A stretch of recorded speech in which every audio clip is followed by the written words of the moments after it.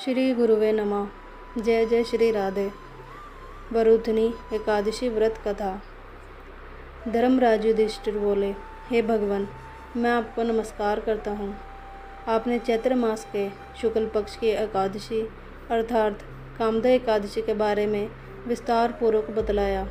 अब आप कृपा करके वैशाख कृष्ण एकादशी का क्या नाम है तथा उसकी विधि एवं महात्म्य क्या है।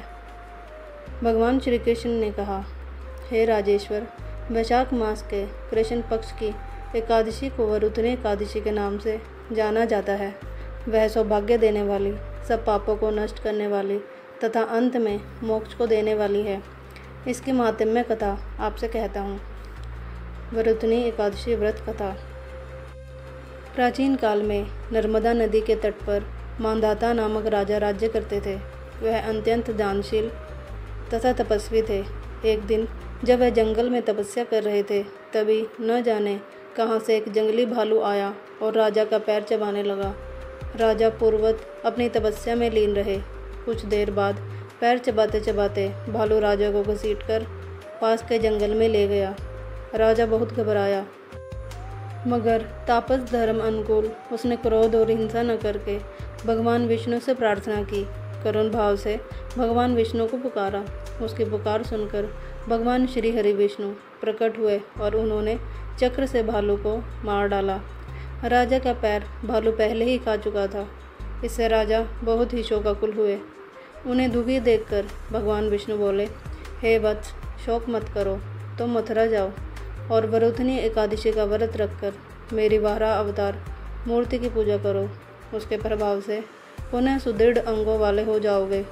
इस भालू ने तुम्हें जो काटा है, यह तुम्हारे पूर्व जन्म का अपराध था।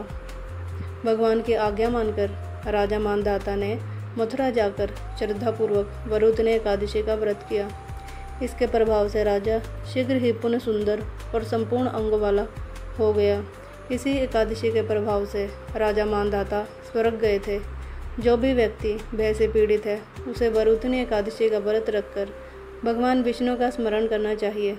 इस व्रत को करने से समस्त पापों का नाश होकर मोक्ष मिलता है। इस व्रत को यदि कोई अभागिनी स्त्री करे तो उसको सौभाग्य मिलता है। यह वरुथनी एकादशी का ही प्रभाव था जिससे राजा मांधाता स्वर्ग गए थे। वरुथनी एकादशी का फल 10,000 वर्ष तक तप करने के बराबर होता है।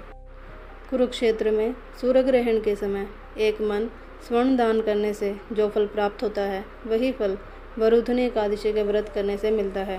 वरुथनी एकादशी के व्रत को करने से मनुष्य इस लोक में सुख भोग कर परलोक में स्वर्ग को प्राप्त होता है। शास्त्रों में कहा गया है कि हाथी का दान घोड़े के दान से श्रेष्ठ है। हाथी के दान से भूमि दान, भूमि के दान से तिलों का दान, तिलों के दान से स्वर्ण का दान तथा स्वर्ण के दान से अन्न का दान श्रेष्ठ है। अन्न दान के बराबर कोई दान नहीं है। अन्नदान से देवता, पितर और मनुष्य तीनों तृप्त हो जाते हैं। शास्त्रों में इसको कन्यादान के बराबर माना है। वरुथनी एकादशी के व्रत से अन्नदान तथा कन्यादान दोनों के बराबर फल मिलता है। जो मनुष्य लोभ के वश होकर कन्या का धन लेते हैं, वे प्रलय काल तक नरक में वास करते हैं या उनको अगले जन्म में बिलाव का जन्म लेना पड़ता है। जो मनुष्य प्रेम एवं धन सहित कन्या का दान करते हैं, उनके पुण्य को चित्रगुप्त भी लिखने में असमर्थ हैं। उनको कन्यादान का फल मिलता है।